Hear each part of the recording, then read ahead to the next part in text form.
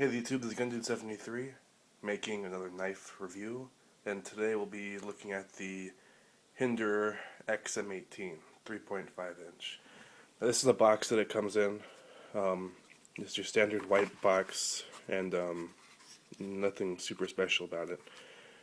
And the knife. Overall, I'd have to say that this knife is just extremely well made.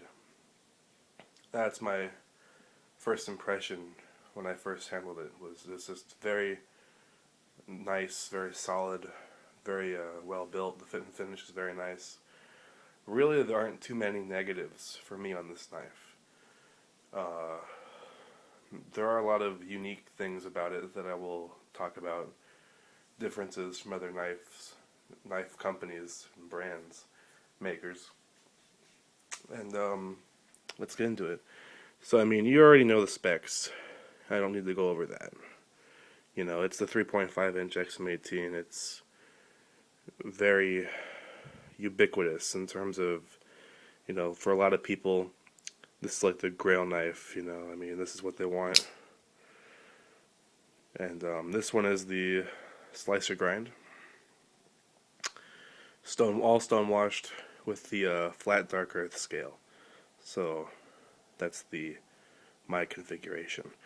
Now, one thing that I do like about Hinderers in general is that, as opposed to other knife companies, you can really customize this knife after the fact and not destroy the warranty.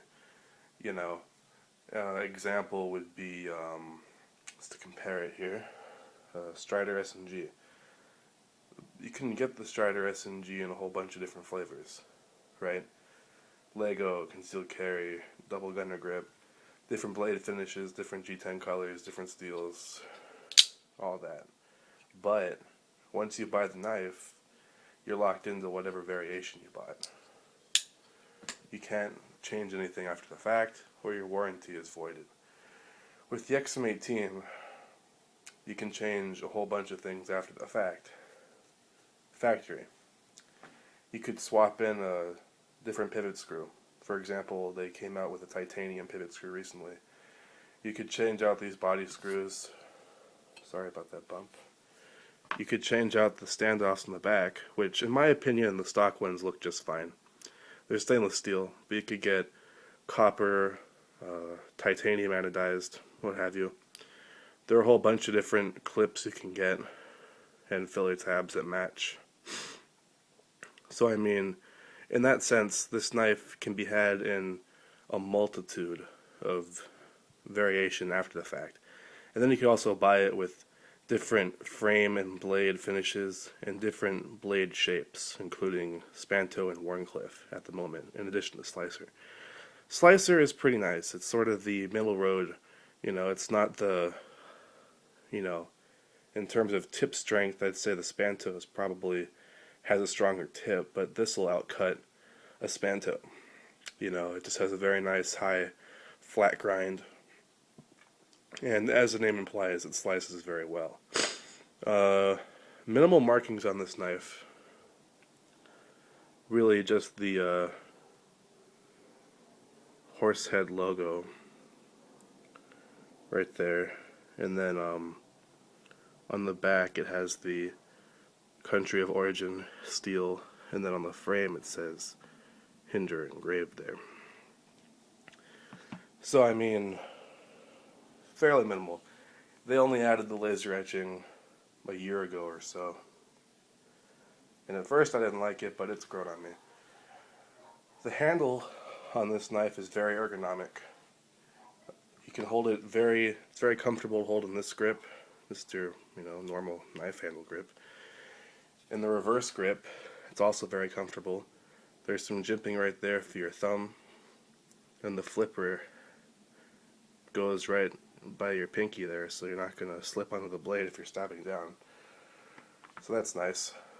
The texture on the G10 is nice and unique. I've never seen another knife with a texture quite like this.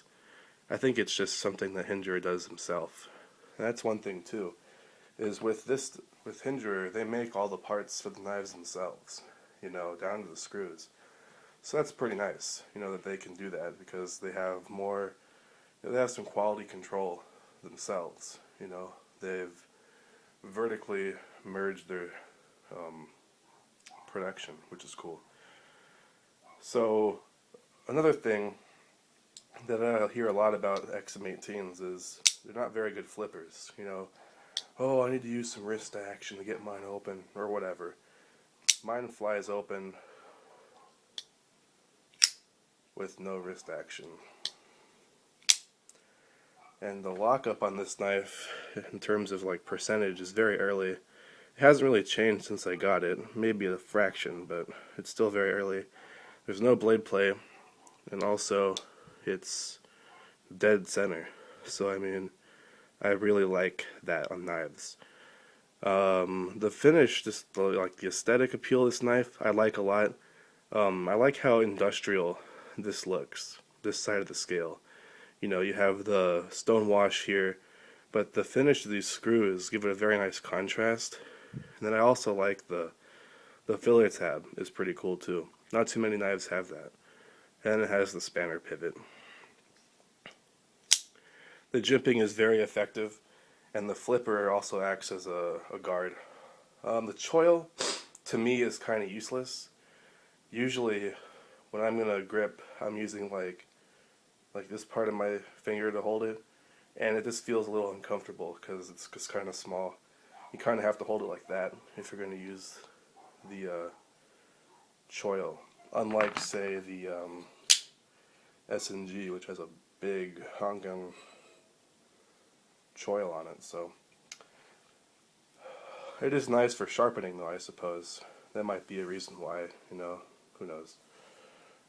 Overall, I'd say the XM-18 is just a great knife. It's one of those where if you're a knife nut, you should experience one at some point.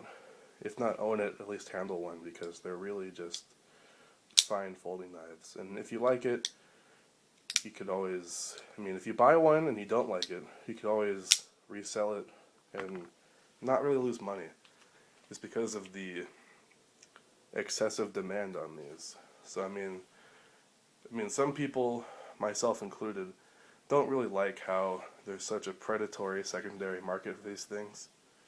I've gone to multiple lottos and only won once. So at least I've won, but I've seen people who literally just buy off people to enter for them, and they're winning. They're going up to the table more than once, and everyone's sort of like, fake smiles and laughing about it. And then there's people like me who just want to use the damn knife and are kind of left out and told to come back and try again. So, whatever. If you're persistent, you'll win eventually, I guess. So, overall, great knife. At the $385 MSRP table price that you can have these for, it's an absolute steal in my opinion. $385 for this knife is amazing. In my opinion, it's like better than a Strider. I like this a lot more than my Strider. It's just like better fit and finish. Just a small comparison here that I have them both out. You could see they both use the external stop pin. Look at how machined the Hinderers is, and the Striders is just a bolt to the thing, So overall, this is just the superior knife in my opinion. Now some people will say, well, the Striders are great for what they are. I still like my S&G, but hey, if I had to choose, this one all the way. So let's get some size comparisons, because I always find those useful. So we have the S&G, and then we also have the large Sebenza. These knives are referred to as like the big three. A lot of people consider these to be the best production knives, and they're all very nice. These two are a bit more specialized, and in my opinion at least, the XM-18, especially the slicer grind, is sort of like a meld of both. It's like you take the better qualities from the Sebenza, like the fit and finish, and you take the better qualities from the Strider, the toughness, and then you get the XM-18. a tough knife that has very good fit and finish. And the VECP, they're similarly sized as well. One thing with these guys is XM-18 has a fairly thicker blade because of the swedge on the VECP. Both very nice though. And they both have the Hinderer lock bar stabilizer on there as well. So that's cool. One knife that, you know, it's so similar it warranted its own video, the ZTO 550. I mean, this is made to sort of be an emulation of the XM-18, so it makes sense that they're similar. Very nice knife. Not really in the same league as the XM-18, but it's not supposed to be. And then finally, one that's similarly sized in terms of length, you have the Paramilitary 2. Much thicker blade out at the tip on the XM-18. That's one nice thing with the XM, is that even the slicer grind version, you know, is still very tough. Sorry about that bump. So we have the S&G here again. The S&G is always thought of as a hard use knife, and when you compare these two together, you can see that the XM-18 possibly, at least in my opinion, has a thicker tip. You know, I mean, just the way it's ground. The full flat grind on this gives it a thinner tip.